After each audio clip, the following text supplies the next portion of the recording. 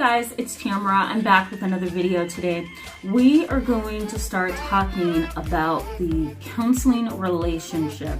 And I think that's extraordinarily important because we have started talking about multiple personality disorder. So I think it's important that we focus on the counseling and psychotherapy aspect of treatment. And I'd like to talk about various ways that individuals can completely destroy and terminate their own counseling. So thanks so much, guys, for coming back to my channel. For those of you who are subscribed, for those of you who are not, I encourage you to go ahead and hit the subscribe button over here. That way you can stick around with us as we talk about these topics and explore and pull and pick them apart. So we're going to talk about how clients or patients destroy their own psychotherapy. I think that this is extraordinarily important. So if you're not subscribed, I encourage you to hit the subscribe button so you can stick around with us on our journey of knowledge and building self-awareness. So the benefits for you today in this video is that you're going to be able to learn about a variety of ways. I'm going to at least mention 10 different ways that clients or patients, whatever your psychotherapist regards you as, because you can use both terms interchangeably, whether you're a patient or a client, you know, it's an interchangeable word. You will learn about the 10 ways that you can sabotage your own therapy. So let's just go ahead and jump in. So when you go to therapy for the first time, you most likely have gotten to the point of where you are completely sick of everything. You're tired of having to deal with the heartache. You're tired of having to deal with symptoms. You're tired of having to deal with broken, unhealthy, emotionally exhausting relationships. Most likely you have gotten to a point of no return, right? Or you feel like you're getting close to that. And so you come to therapy to get the help and the support that you need. But when you get there, you realize that the therapeutic relationship has its own dynamic. And there's a lot to watch out for. There's a lot to grow and develop. What's the word I'm looking for? There's a lot to grow and develop from. There's also a lot to process and digest as a client or a patient. I'm going to use the term client in today's video, by the way. But there's a lot to grow from. There's a lot to grow to, right? Or toward. You have a lot of growing up to do in psychotherapy to get to where you want to be. And so that process can be kind of rocky. It can be emotionally exhausting. And a lot of people after sessions, at least with me, and I've heard this with other trauma therapists as well, a lot of people come to counseling and as soon as they start delving into the issues, they leave counseling and they're more irritable, they're more emotional, they're more intolerant.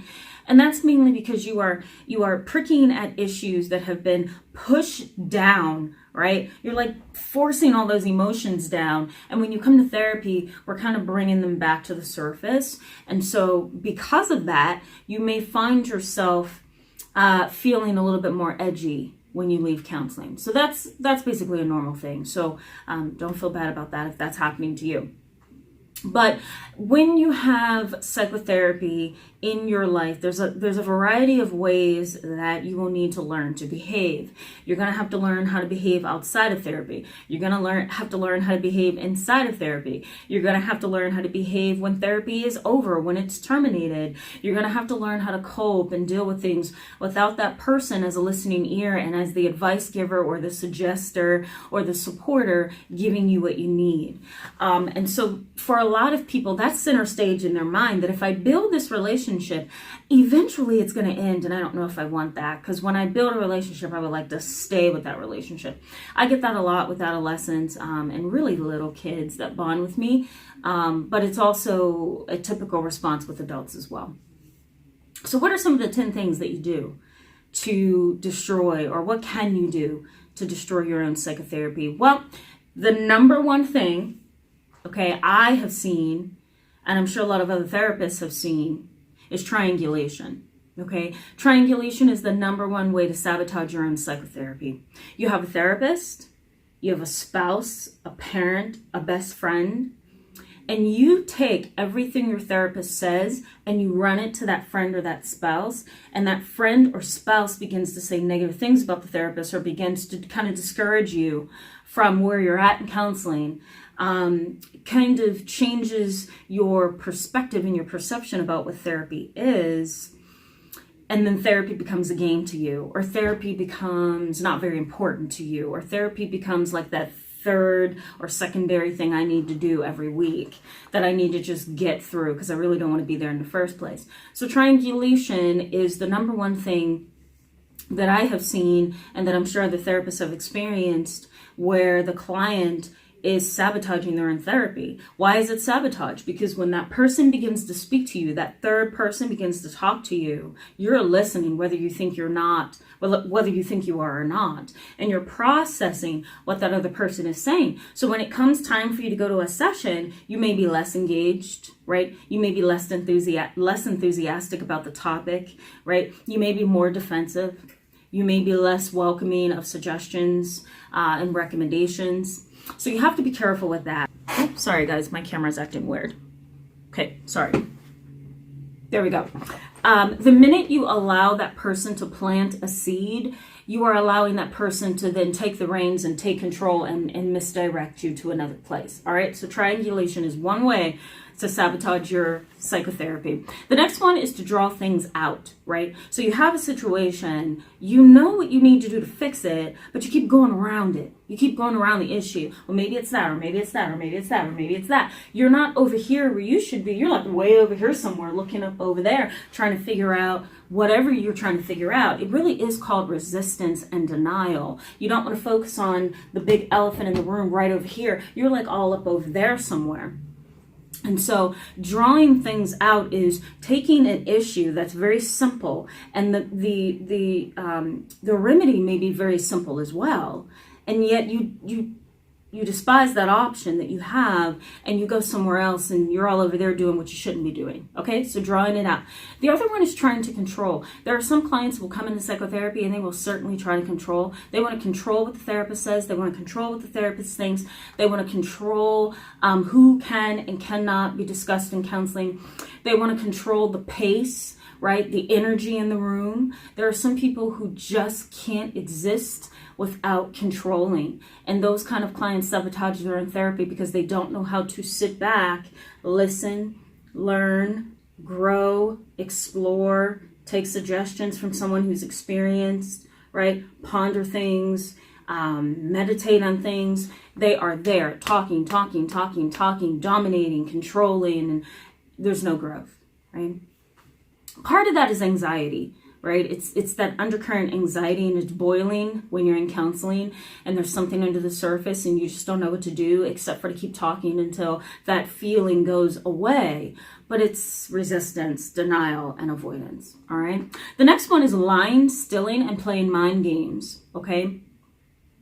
Lying is a no-no in counseling. I can't help you if you're lying, right? The next doctor or psychiatrist can't help you if you're lying. So lying in psychotherapy is the number one issue that I can literally type into Google and find. Pathological liars in therapy. You can literally Google it and it will come thousands and thousands of articles on how to manage that or what it looks like. So lying in therapy is a big no, right? You're not going to get anywhere. Stalling or stealing. What I mean from that is stalling, talking about other things and having a social conversation and not getting to the foundation of the issue for the day.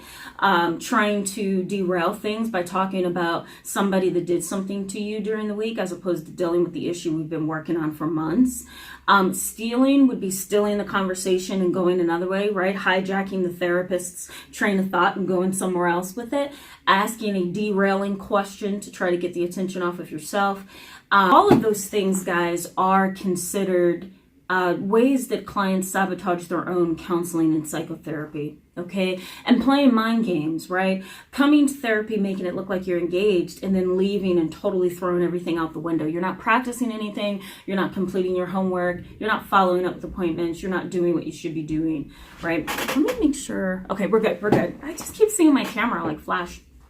All right, the next thing is not committing to your psychotherapy or not trying. You can say you're committed, but if you're not going to commit 100% and be real with yourself and be real with your therapist, you're not ready. And you can definitely look for them to terminate you at that point, okay? Because what's happening is you're over here stalling and going around in circles and playing mind games, and the therapist is over here trying to help you. And so if you guys are going two different directions, then treatment isn't happening. We're just meeting like friends and having a conversation. Treatment is about putting goals in place and getting on the road to achieve them. We're gonna bump around a little bit. You're gonna fumble things a little bit. You're gonna wrestle with things. We're gonna have to explore things a million times. That's fine. The problem is when you are not committed and you want from the therapist a prescription, a medication, you want them to give you something, you want attention, you want time to just kind of like gossip and talk. That's not psychotherapy, right? There's a time and a place for those things, but psychotherapy is not one of them. And so if you're not committed and you're stalling and you're not really talking, then we have a bigger issue at hand, right? The next one is compartmentalizing and categorizing things. And what I mean by that is you hear what you want to hear, you compartmentalize it, you say, I think I'll take that from the therapist. She said I was, right? Or, oh, I like what my therapist just said right there. I think I'm going to tell my husband he's a triangulating, manipulative narcissist, right? So compartmentalizing, you take what you want to take from the therapy. You don't listen to the full explanation. You just like pick little bits and pieces out of what you like about the session, and then you run with it. Categorizing, you categorize in a way that when you leave the session, you forget everything that was discussed. You know, you kind of like put therapy over there, you put real life over here, you put your relationships over there, right? Everything is like categorized, and you don't see that therapy is on a spectrum. Therapy is in addition to everything else that's going on in my life. You just compartmentalize it. I think I'll put therapy over there. I'll put what we talked about and all the wisdom I was given and all the suggestions over there, and I'll get back to it next week. Okay, I know you know some people who are like that. Fishing for reassurance. You're not really trying to grow. You just want to hear that you're growing. You want to hear that there's some progress, but you're really not trying to go. So fishing and then pulling in the compliments, right? It's not helping you. For me personally, some of my clients will tell you that I am not the complimenter unless I see some real progress. I'm not going to like try to be so positive and encouraging that I compliment you on every little thing. I compliment you when I see real effort, when I see real progress, when I see real hope for you. There are some therapists who will like just throw compliments at you just because they're trying to be nice and encouraging. And I think it's best to balance that though with reality, for sure. The next one is engage in therapy while self-medicating. So if you're doing marijuana, if you're doing cocaine, if you're doing heroin, if you're doing over-the-counter drugs, if you are being sexually promiscuous, if you are dealing drugs, if you are prostituting, whatever it may be, you're self-medicating over here with all that stuff, and then you come to therapy and sit there and can't hardly take anything away because you're either very, very high or very, very tired and drained from all the drugs you've taken in, or feeling like you're defeated and disrupted in your life because you have been selling yourself or whatever. When you self-medicate while you're in therapy, you really are sabotaging it because you're not going to be able to focus and get to where you want to be when you're dabbling over here doing this and yet you're trying to have therapy over there. It just doesn't work that way. Nothing works that way. You have to put on hold what it is that's destroying you so that you can then embrace and bring in what can help you. The next is tick for tack, or feeling intimidated or trying to personalize, right? Your therapist says something, you throw something at them, right? Or your therapist asks a question, you give them some smart, sarcastic statement. Or your therapist says something and you curse, but then you say, oh, that wasn't towards you, right? Or you personalize every encounter with your therapist to the point of you feel that you have the right to disrespect them, disregard them, right? So you're overstepping your boundaries because you have personalized the relationship, okay?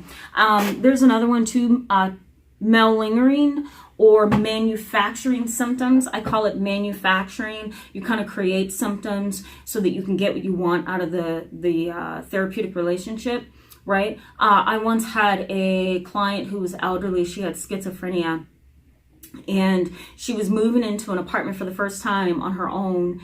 And what happened with her was she ended up asking me to talk to the psychiatrist to get her medication. Unfortunately, she didn't realize that I was skilled at the time. I may have been like 3 years out of grad school, but I was pretty skilled, if I can say so myself. And I noticed that she was manufacturing symptoms one day when I asked her questions that didn't line up, it didn't make sense, and she came at me really fast with all these symptoms. It's like she was trying to bombard me so that I couldn't process and think. And then I realized, wait a minute, this is a malingerer. Like, she's literally manufacturing symptoms because she wants me to talk to the psychiatrist to get her prescription. So when you malinger or manufacture symptoms, you're sabotaging the relationship, because then the therapist loses trust in you, and then they cut you off or they terminate you because you're not being honest and sincere. You're playing games. Okay, let's see. I think I missed maybe one. Okay, maybe not. I think I got them all, guys. I think that's all 10 of them.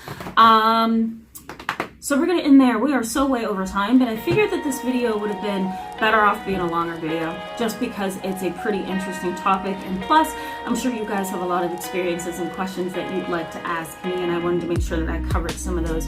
If you found this video helpful, I encourage you to give it a thumbs up. If you're not subscribed, go ahead and hit the subscribe button, guys. I welcome your questions and your comments below. What has been your experience in psychotherapy, and do you think you sabotaged your own counseling relationship?